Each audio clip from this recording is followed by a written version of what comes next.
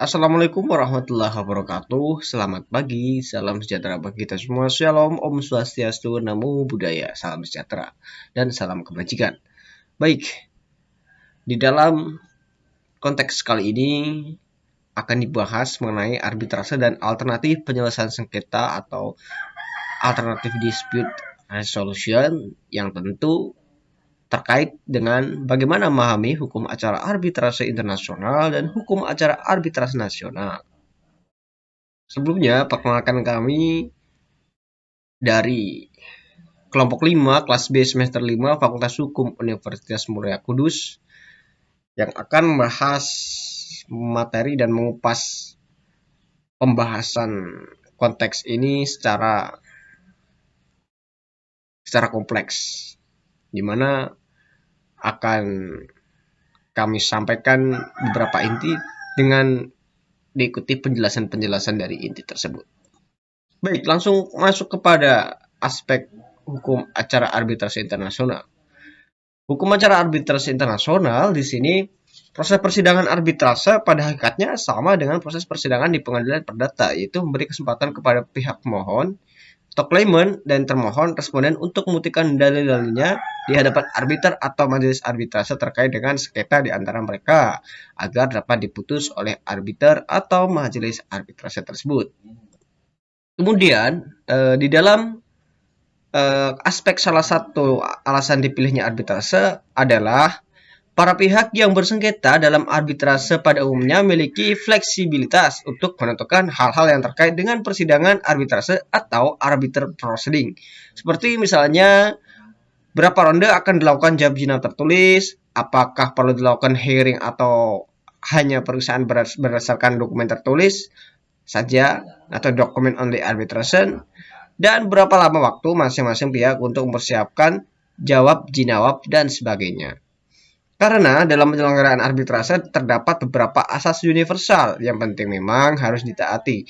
Antara lain, yang pertama, para pihak harus diberitahu dengan semestinya atau proper notice dengan menunjukkan arbiter atau majelis arbitrase atau appointment of the arbitrator atau mengenai adanya persidangan arbitrase tersebut yang diistilahkan dengan arbitration proceeding. Yang kedua, masing-masing pihak harus diberi kesempatan untuk mengemukakan dalil-dalilnya atau to present his case di hadapan arbiter atau majelis arbitrase. Dan yang berikutnya, ini adalah komposisi dari arbiter atau majelis arbitrase yang diistilahkan dengan composition of the arbitral authority atau peraturan acara arbitrase dengan istilah the arbitral procedure. Yang mana semuanya itu harus sesuai dengan perjanjian arbitrase yang telah disepakati para pihak in accordance with the agreement of the parties.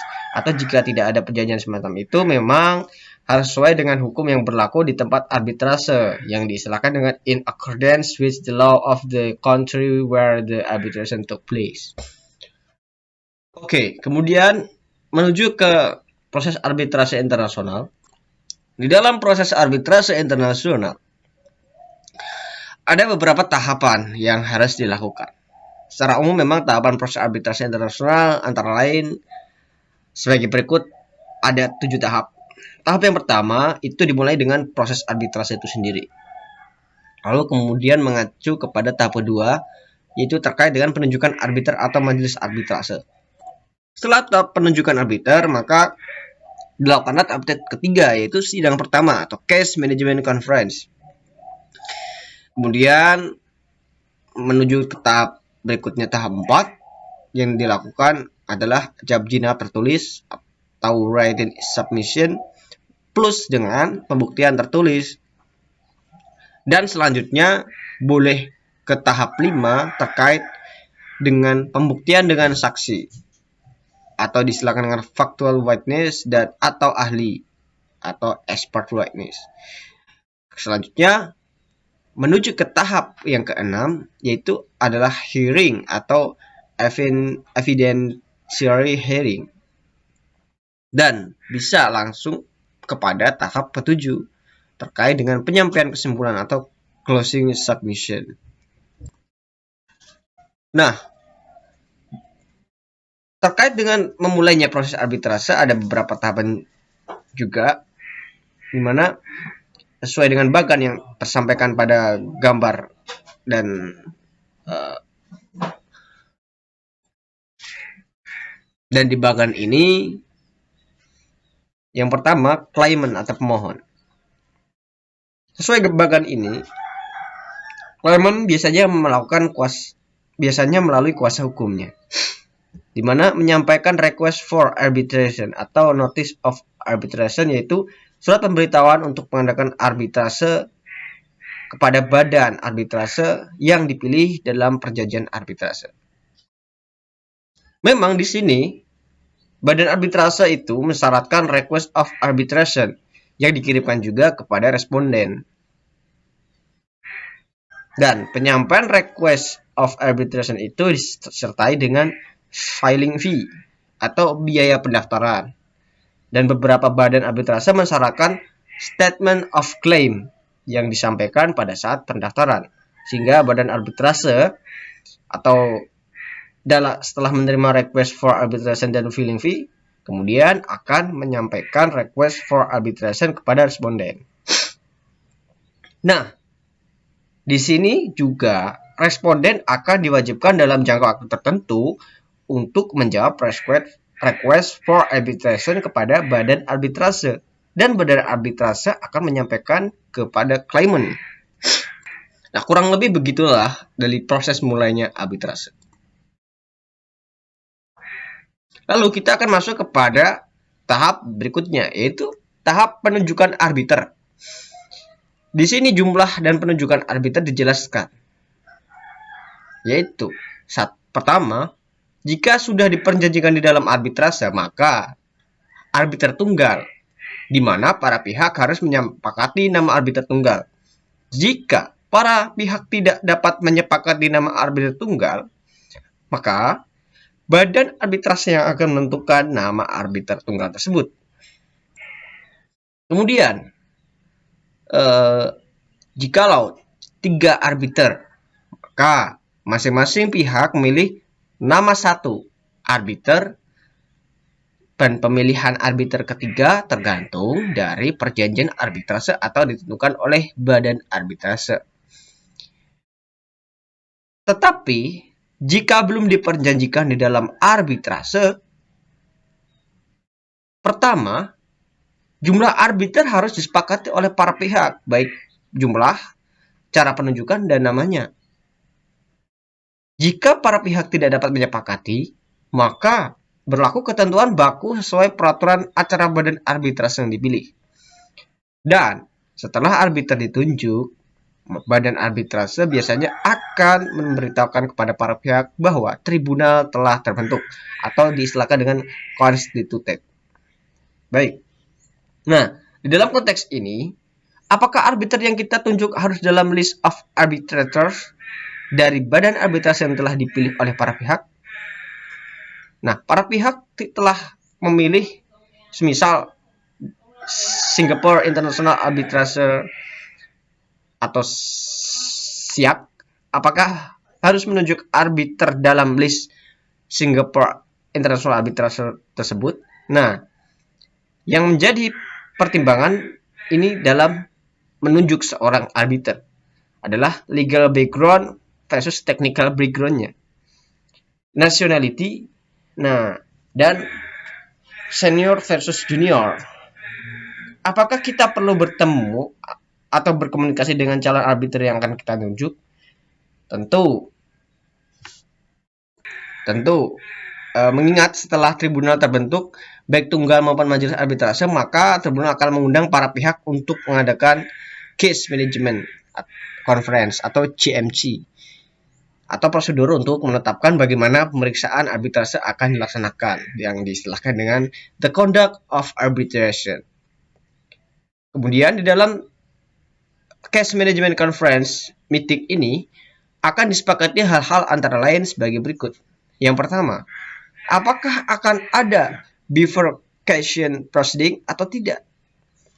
Yang kedua, berapa ronde jawab jina tertulis atau written submission dan kapan harus disampaikan oleh masing-masing pihak? Dan apakah dokumen production itu di cloud? Kapan dilakukan? Dan adakah dokumen production itu? Berikutnya, kapan penyampaian factual witness statement, reply to witness statement, dan expert report, dan reply of expert report disampaikan. Nah, reply of expert report ini disampaikan dengan melihat ketentuan.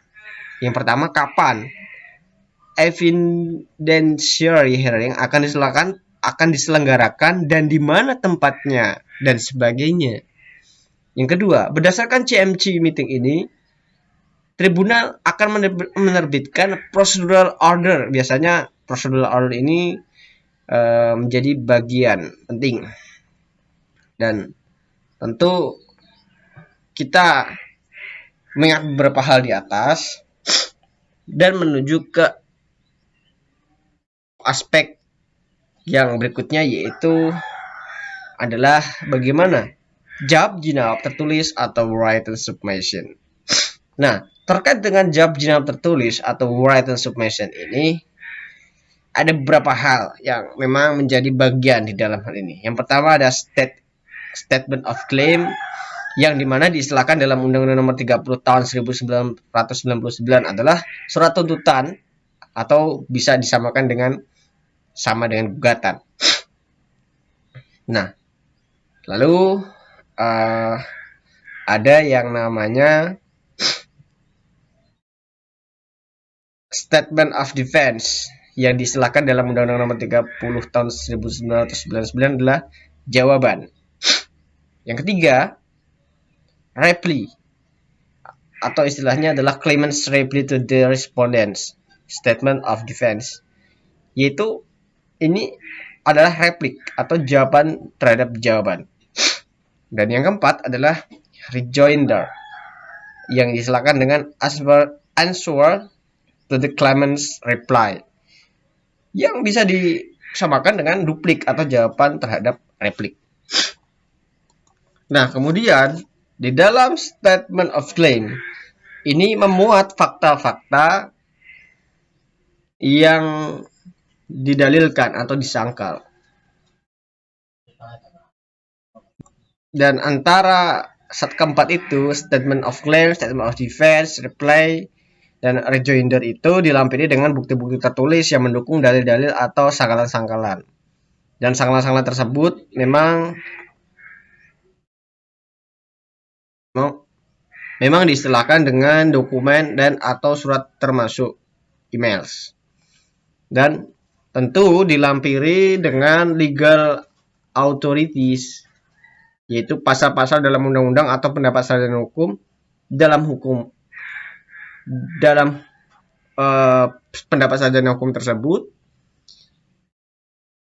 terdapat dan diambil dari buku-buku teks atau putusan-putusan pengadilan yang tentu relevan dan kompatibel.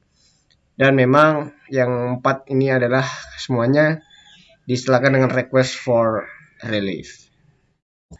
Kemudian terlebih kita akan menuju kepada yang tadi, melanjutkan dari aspek jawab jinayat. Sebelumnya kita perlu memahami jawab jinayat itu adalah, atau diistilahkan dengan written submission, adalah proses argumentasi hukum substantif.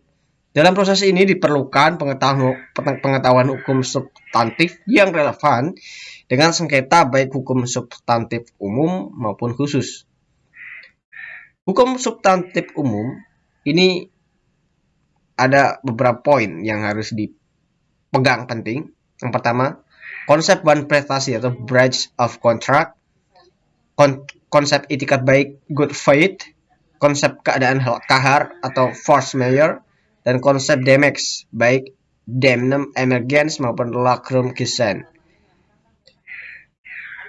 Selanjutnya, untuk hukum substantif khusus ada beberapa poin seperti tadi hukum substantif umum yang memang dari hukum substantif khusus ini perlu dipahami terkait dengan sengketa dengan kaitan erat mengenai engineering procurement construction contract yang menggunakan standar FIDC. Maka sebaiknya kita menguasai tentang hukum konstruksi, khususnya tentang FIDIC. Sengketa terkait dengan patent license agreement.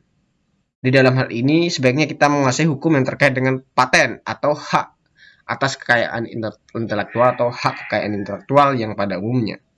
Seringkali memang arbiter adalah berlatar hukum yang berbeda dengan hukum yang berlaku dalam perjanjian yang disengketakan.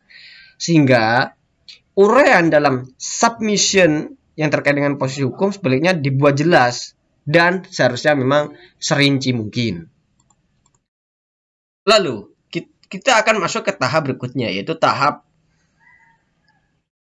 pembuktian dengan saksi ahli.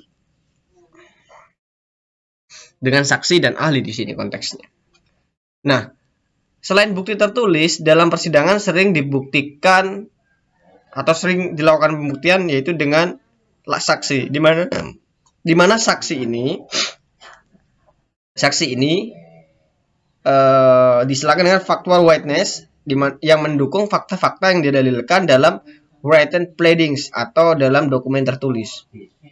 Nah, kemudian saksi ahli. Ada saksi ahli di sini atau disilakan dengan expert witness memberikan penilaian tentang hal tertentu, misalnya besarnya damage dan metodologi perhitungan atau tentang hukum yang berlaku terhadap suatu permasalahan hukum tertentu yang disengketakan. Nah, kemudian kesaksian saksi fakta biasanya dibuat dalam bentuk witness statement atau affidavit, dan keterangan saksi ahli dibuat dalam bentuk laporan saksi ahli atau expert report. Lalu, di dalam witness statement dan expert report dari masing-masing pihak akan dipertukarkan atau istilahnya bisa kita istilahkan dengan exchange pada hari yang sama sesuai tanggal yang ditentukan dalam procedural order. Nah, lalu kaitan dengan saksi fakta dan saksi ahli dari suatu pihak dapat diberi kesempatan untuk memberikan tanggapan terhadap witness statement dari saksi fakta atau saksi ahli pihak lain. Lalu saksi ahli dari kedua belah pihak dapat diminta untuk membuat joint report. Kemudian ke tahap hearing atau evidentiary hearing. Nah, hearing atau evidentiary hearing adalah tahapan paling penting dalam arbitrase di mana para pihak akan menyampaikan case-nya beserta saksi-saksi dan bukti-bukti yang mendukungnya di hadapan tribunal. Hearing biasanya berlangsung selama beberapa hari, tergantung jumlah saksi fakta dan ahli dari kedua belah pihak. Lalu ada beberapa tipikal prosedur hearing. Yang pertama ada opening statement atau dari claimant, opening statement dari responden, kemudian penyampaian witness statement dari para saksi fakta claimant diikuti dengan examination atau cross examination dan re-examination. Lalu berikutnya penyampaian witness statement dari para saksi fakta responden diikuti dengan examination atau ini diikuti dengan examination, cross examination dan re-examination. Dan kemudian kepada opening statement dari para saksi ahli claimant diikuti dengan examination dan cross examination dan re-examination. Lalu di dalam hal itu ada opening statement dari para saksi ahli responden diikuti dengan examination dan cross examination dan tentu re-examination. Lalu dan ini ada hot tubbing expert witness kedua belah pihak oleh tribunal. Nah, kemudian untuk tahap hearing ini bisa dilakukan dengan virtual hearing, dengan video conference, dan ada language interpreter, penginterpretasi bahasa, dan ada transcriptive of service, dan bisa ada beberapa yang penting adalah salah satunya adalah hearing bundle atau e-hearing bundle. Mengacu ke tahap 7, tentu ini setelah hearing selesai mengarah ke kesimpulan atau closing submission. Biasanya para pihak akan diminta oleh tribunal untuk menyampaikan kesimpulan closing submission yang berisi kesimpulan dari seluruh persidangan, misalnya dalil mana yang terbukti dengan dokumen dan saksi serta ahli, dan dalil mana dari pihak lawan yang berhasil dipatahkan baik oleh saksi maupun ahli. Selain closing submission ini, biasanya tribunal juga akan minta submission on cost dari masing-masing pihak yang terkait dengan arbitrase ini. Summation on cost ini berfungsi supaya arbiter bisa menentukan siapa yang harus menanggung biaya arbitrase. Biasanya tribunal akan mengikuti prinsip cost follow the event. Kemudian, setelah hukum acara arbitrase internasional, konsepnya kita bahas dan kita kupas barusan, kita akan menuju ke pemahaman bagaimana hukum acara arbitrase nasional ini.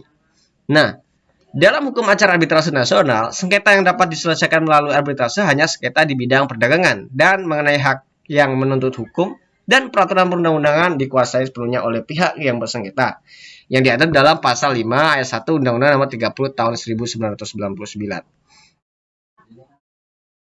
Nah, adanya perjanjian tertulis memang menyediakan hak para pihak untuk mengajukan penyelesaian sengketa yang termuat dalam perjanjian ke pengadilan negeri. Diatur juga di dalam pasal 11 ayat 1 Undang-Undang Nomor 30 Tahun 1999. Diatur juga di pasal 7 Undang-Undang Nomor 30 Tahun 1999, para pihak dapat menyetujui suatu sengketa yang terjadi atau yang akan terjadi antara mereka untuk diselesaikan melalui arbitrase ini. Nah, kemudian dalam hukum acara arbitrase nasional ini, pengadilan negeri wajib menolak atau dan tidak akan campur tangan. Di sini pengadilan negeri wajib menolak dan tidak akan campur tangan. Perlu digarisbawahi, pengadilan negeri wajib menolak dan tidak akan mencampur tangan di dalam suatu penyelesaian sengketa yang telah ditetapkan melalui arbitrase, kecuali dalam hal tertentu yang ditetapkan dalam undang-undang ini. Nah, ini diatur di dalam pasal 11 ayat 2 Undang-Undang Nomor 30 Tahun 1999. Tetapi, selain dasar kewenangan secara umum sesuai peraturan perundang-undangan tersebut, masing-masing lembaga mediasi atau arbitrase membatasi dirinya sesuai dengan bidangnya masing-masing, seperti LAPS SJK yang hanya sengketa di sektor jasa keuangan saja. Nah, petunjuk Mahkamah Agung tentang teknis yuridis judisial dan pedoman pelaksanaan tugas dan manajemen peradilan, Rakernas Mahkamah Agung di Denpasar tanggal 18 sampai 22 September 2005 yang menyatakan bahwa pengadilan umum tidak berwenang mengadili perkara sengketa yang terkait perjanjian arbitrase yang didasarkan dari perbuatan melawan hukum. Kemudian, pedoman pelaksanaan tugas dan administrasi pengadilan dalam lingkungan peradilan, buku 2 edisi 2007 Mahkamah Agung RI tahun 2008, yang dinyatakan bahwa pengadilan negeri tidak berwenang mengadili sengketa para pihak yang telah terikat dalam perjanjian arbitrase, baik berbentuk klausula arbitrase maupun akta kompromis.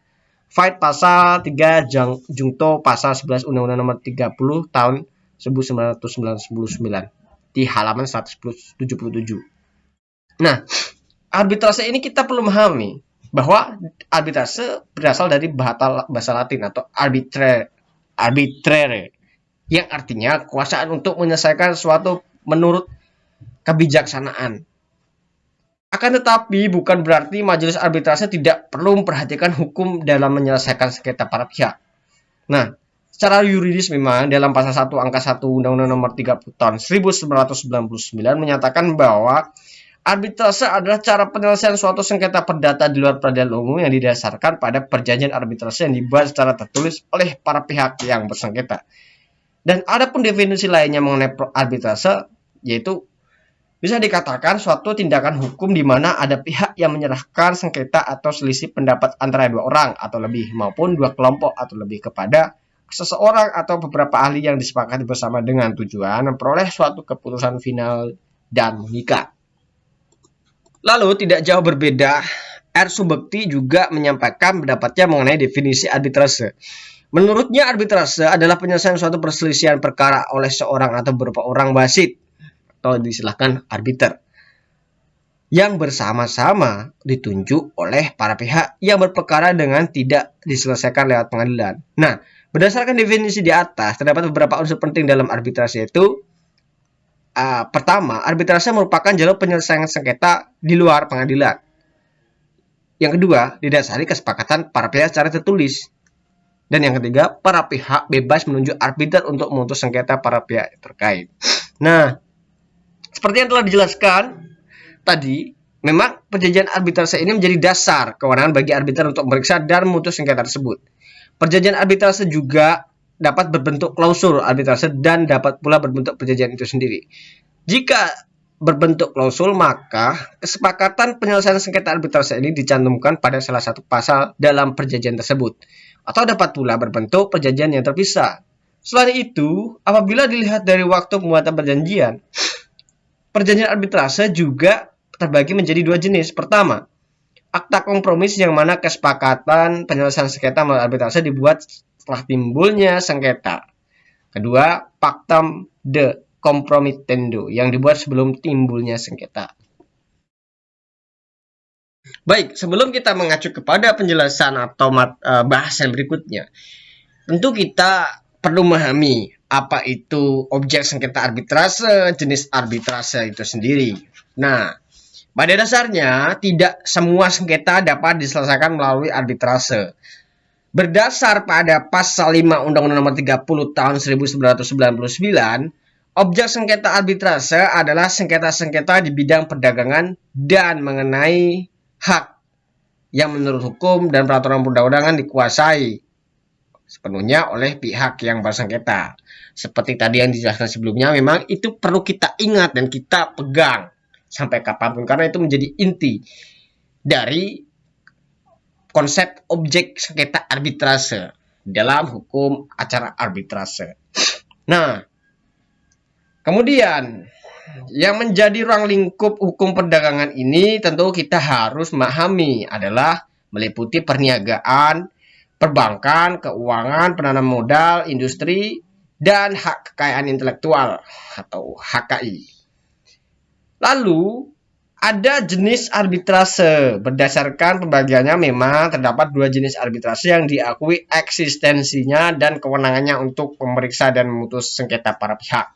Yaitu ada arbitrase institusional, yang dimana dalam hal ini lembaga atau badan arbitrase yang bersifat permanen, dikelola secara tetap untuk jangka waktu terus-menerus dan tidak terbatas. Ini berdasarkan penjelasan umum pada Undang-Undang Nomor 30 Tahun 1999, yang lembaga arbitrase adalah badan yang dipilih oleh para pihak yang bersengketa untuk memberikan putusan mengenai sengketa tertentu. Lembaga tersebut juga dapat memberikan pendapat yang mengikat mengenai suatu hubungan hukum tertentu dalam hal belum timbul sengketa. Nah, kemudian lembaga arbitrase ini juga terbagi menjadi dua, yaitu nasional dan internasional. Di Indonesia sendiri terdapat beberapa lembaga arbitrase, yaitu kalau kita membicarakan tentang konsep hukum acara arbitrase nasional, maka lembaga arbitrase nasional ini adalah Badan Arbitrase Nasional Indonesia, yaitu atau disingkat dengan istilah BANI.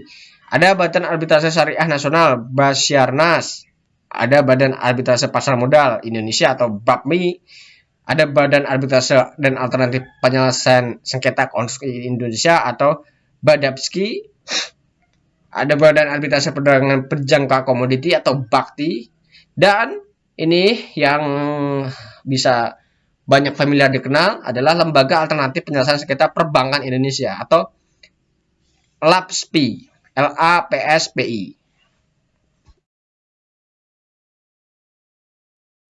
Oke.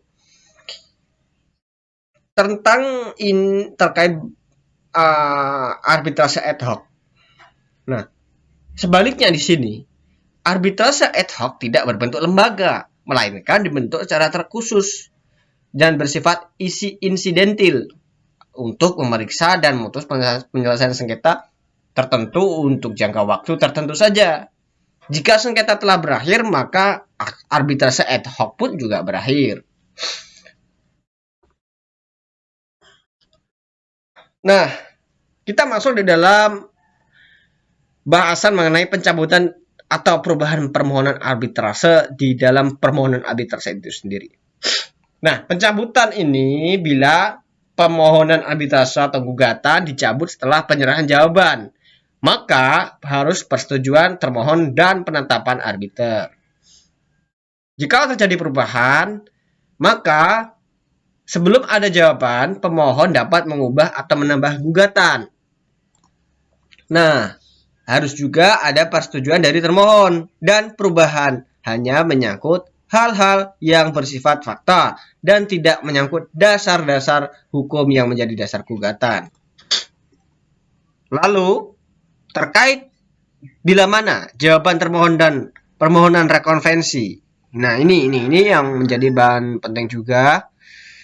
Termohon berhak memberikan tanggapan atas permohonan pemohon. Yang kedua, tanggapan termohon meliputi dua hal. Yang pertama, aspek formalitas yang di dalam arbitrase atau pengadilan dikenal dengan eksepsi. Aspek substansial pokok perkara, apakah termohon mengakui atau apakah termohon membantah. Dan termohon dapat menggugat balik pemohon dengan mengajukan permohonan rekonvensi. Serta permohonan rekonvensi ini juga dikenakan biaya pendaftaran, biaya administrasi, dan honorarium arbiter. Tetapi, di dalam pengajuan permohonan dan pendaftaran arbitrase, kita perlu mengingat tahapan ini berlaku bagi penyelesaian sengketa arbitrase melalui arbitrase institusional. Akan tetapi, masing-masing lembaga arbitrase sebenarnya memiliki tahapan-tahapannya sendiri.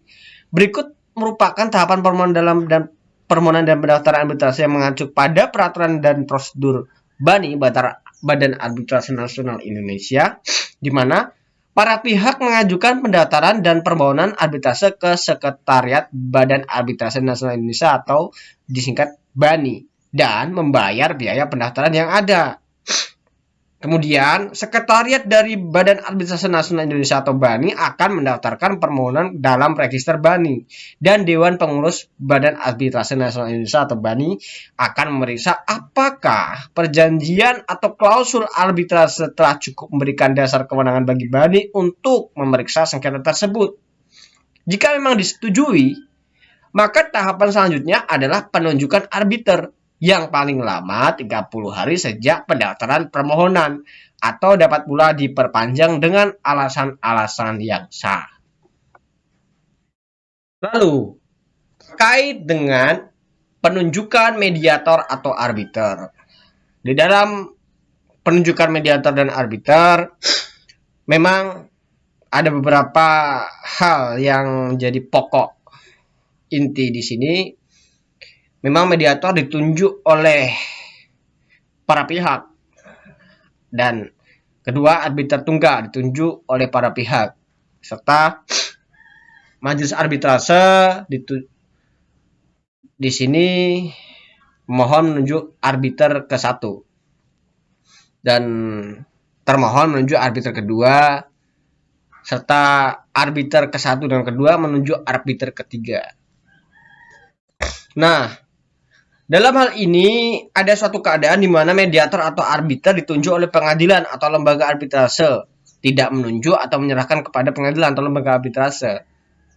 Dan penunjukan pihak kepada arbiter dan penerimaan arbiter terhadap penunjukan tersebut mengakibatkan lahir perikatan antara arbiter dengan para pihak bahwa para pihak akan menerima putusannya secara final dan mengikat.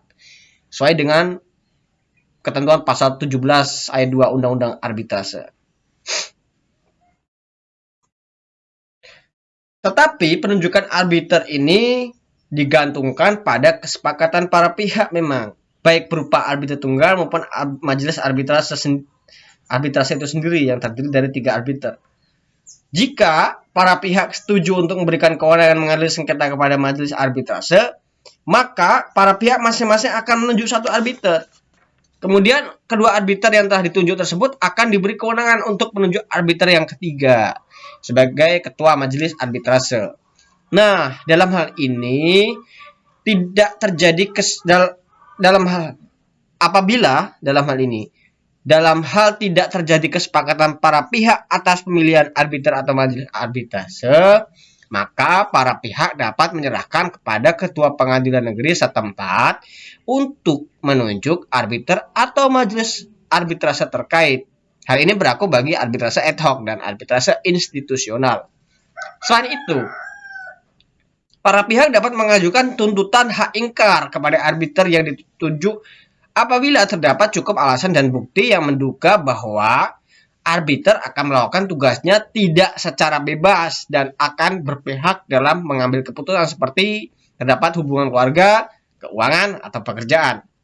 Jika hak ingkar disetujui, maka harus dilakukan pergantian arbiter. Sebaliknya, jika permohonan hak ingkar ditolak, maka arbiter melanjutkan tugasnya. Lalu kepada proses umum pemeriksaan arbitrase. Nah, ini kita sudah memberikan, istilahnya kita memberikan skema bagan tentang proses umum pemeriksaan arbitrase itu sendiri. Nah, ini adalah skema umum dari pemeriksaan arbitrase itu sendiri, di mana jika pemohon tidak hadir pada sidang 1 tanpa alasan yang sah, maka permohonan gugur. Nah, ada sidang 1, upaya damai, dan jalan pemeriksaan.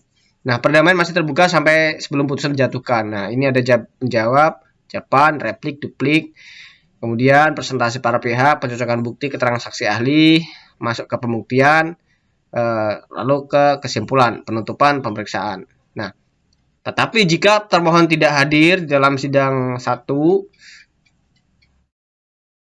tanpa alasan yang sah, sidang ditunda dan tidak hadir. Dan jika termohon tetap tidak hadir, maka pemeriksaan tetap dilanjutkan dan menuju pada jinayat dan pembuktian, lalu sampai ke kesimpulan. Nah, tetapi perlu kita ingat bahwa segala proses pemeriksaan arbitrase ini dilakukan secara tertutup guna menjaga kerahasiaan para pihak serta menggunakan bahasa Indonesia. Karena ini konteksnya adalah hukum acara arbitrase nasional ya. Kecuali jika diperjanjikan oleh para pihak. Nah, selain itu, pihak ketiga di luar perjanjian juga dapat turut serta menggabungkan diri apabila memang memiliki kepentingan dan keikutsertaan disepakati oleh pihak yang bersengketa dan arbiter terkait. Namun pada dasarnya hukum acara arbitrase tidak jauh berbeda dengan hukum acara perdata. Karena tahapan awal dimulai dengan penyampaian surat tuntutan oleh pemohon yang harus memuat nama lengkap dan tempat kedudukan para pihak, serta uraian singkat tentang sengketa dan lampiran bukti-bukti. Setelah itu, salinan surat tuntutan dari pemohon akan diberikan oleh arbiter kepada pemohon.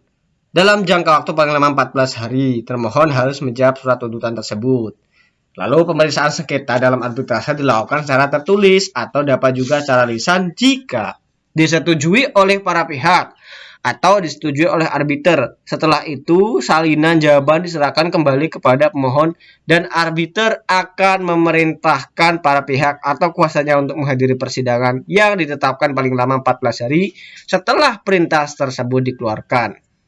Sama halnya dengan perkara perdata yang memberikan kesempatan kepada tergugat untuk mengajukan gugatan rekonvensi, dalam perkara arbitrase juga diperbolehkan bagi termohon untuk mengajukan tuntutan balasan atau bersamaan dengan jawaban atau pada sidang pertama. Dan agenda persidangan pertama adalah mediasi antara para pihak. Jika tercapai kesepakatan, maka akan dibentuk akta perdamaian yang bersifat final dan mengikat. Namun, jika perdamaian tidak berhasil dicapai, sidang pemeriksaan pokok perkara kembali dilanjutkan. Para pihak diberi kesempatan untuk terakhir kali menjelaskan pendiriannya secara tertulis serta mengajukan bukti-bukti yang dianggap perlu. Arbiter juga berhak meminta para pihak untuk mengajukan penjelasan dan bukti tambahan yang dianggap perlu. Nah, pada tahapan pembuktian, atas perintah arbiter atau permintaan para pihak dapat dipanggil saksi dan atau saksi ahli untuk didengar keterangannya dan harus mengucapkan sumpah terlebih dahulu. Biasanya, keterangan saksi ahli ini dituangkan dalam satu dokumen tertulis dan kemudian salinannya akan diteruskan kepada pihak lainnya untuk ditanggapi secara tertulis pula. Namun, jika memang dibutuhkan, saksi ahli yang bersangkutan dapat didengar keterangannya di muka sidang arbiter. Di muka sidang arbitrase ini, pemeriksaan sengketa ini paling lama diselesaikan dalam waktu 180 hari sejak arbiter dibentuk. Namun, dapat juga diperpanjang sesuai dengan persetujuan para pihak dan memang diperlukan sebagaimana pasal 33 Undang-Undang Nomor 30 Tahun 1999 menjelaskan. Di dalam kaitan pemeriksaan dipercepat, di dalam proses umum pemeriksaan arbitrase yang pemeriksaannya dipercepat atau expedite procedures. Nah, ini pertama memang ditetapkan untuk sengketa kecil atau sederhana atau perkara yang dianggap mendesak, urgent untuk kriteria yang akan ditentukan oleh pengurus. Disepakati oleh para pihak untuk proses dipercepat ya. Kemudian diupayakan untuk dapat diperiksa oleh arbiter tunggal kecuali para pihak menghendaki lain. Jika disepakati para pihak, tidak perlu ada penyerahan replik, duplik, dan kesimpulan. Pemeriksaan lebih mengutamakan pemeriksaan dokumen, sedangkan sidang hanya diselenggarakan jika diperlukan.